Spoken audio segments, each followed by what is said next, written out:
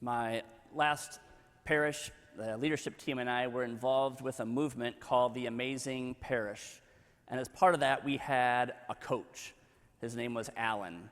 And we would do Zoom calls with Alan because he lives in Colorado. And we couldn't wait to tell him how much we were killing it, and how impressed he was going to be with us.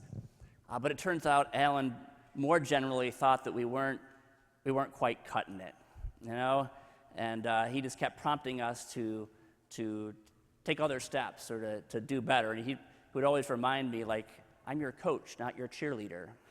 We need coaches to keep us moving forward.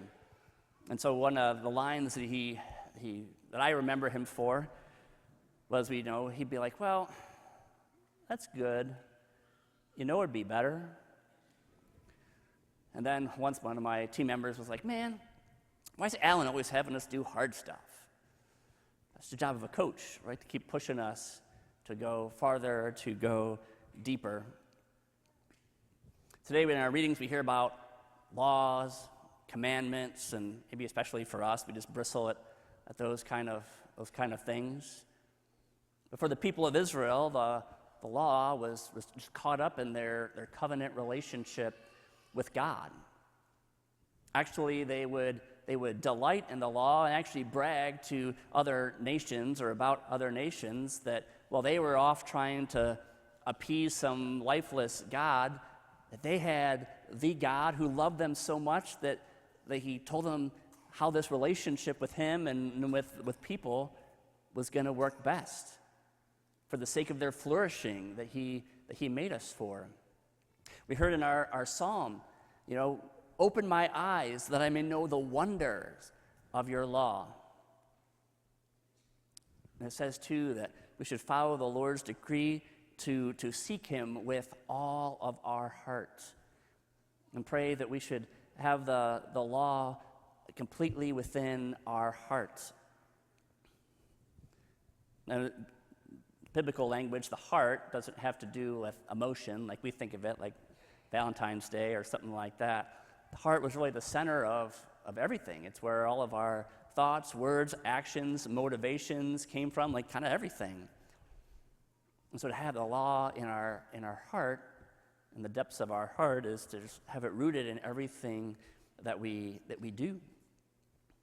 Because we have a God who made us for a purpose, and the one who made us knows how we're going to function best, I guess. We hear Jesus say that our righteousness, our relationship with God, should surpass that of the scribes and the Pharisees. The scribes and the Pharisees, they knew the law. They kind of had it down. And partly they could know then what loopholes they could use to get out of stuff. But the scribes and Pharisees would have been seen as the people who had it all together. When Jesus says that your righteousness should surpass that of the scribes and Pharisees, he's not talking about just sort of outward observances that we can make it seem like we're doing okay, but what's in the depths of our hearts? Because so often the scribes and Pharisees just didn't have it right in here, even though it seemed like they had it all together. Jesus calling us to go deeper. And so he can say something like, you have heard it said, you shall not kill. That's good.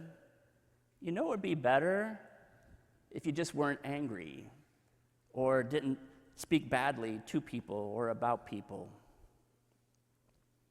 You've heard it said, you shall not commit adultery.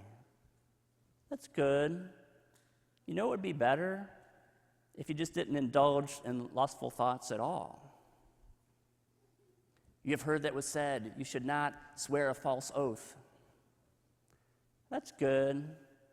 What would be better is if you were just so honest and had enough integrity, you wouldn't feel the need to swear at all.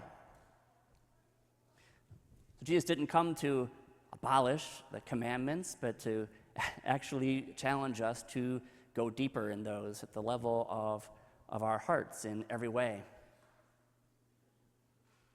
Man, why is God always asking us to do hard stuff? But it's in his love for us and his desire to have us be the best version of ourselves and live the fullness of life. I mean, especially, with the season of Lent that's rapidly approaching, always a good time, to really look under the hood, so to speak, and see where our intentions and motivations and all that lies, in our mind and our hearts, the things that are maybe we don't present, but just need some transformation deep down, so that God can bear the fruit in and through our lives that we're meant to have. Our first reading from Sirach, it says, if you choose, you can follow the commandments. So there's that challenge for us to step into that wisdom of God. The God who has more in store for us than we could even possibly imagine, and desires only our good, because he made us good. Or suffice it to say, we can't do it on our own, which is why we need the grace of God to continue to help us. We need the Holy Spirit to continue to convict minds and hearts and breathe new life into us. And of course, we know here at Mass that we have the literal presence of Jesus to continue to conform our lives more to his and continue to build us up as the people of God. So as we encounter Christ here in the Mass today, let us indeed be open to Jesus' presence in our life in a new way, so that it indeed may be so.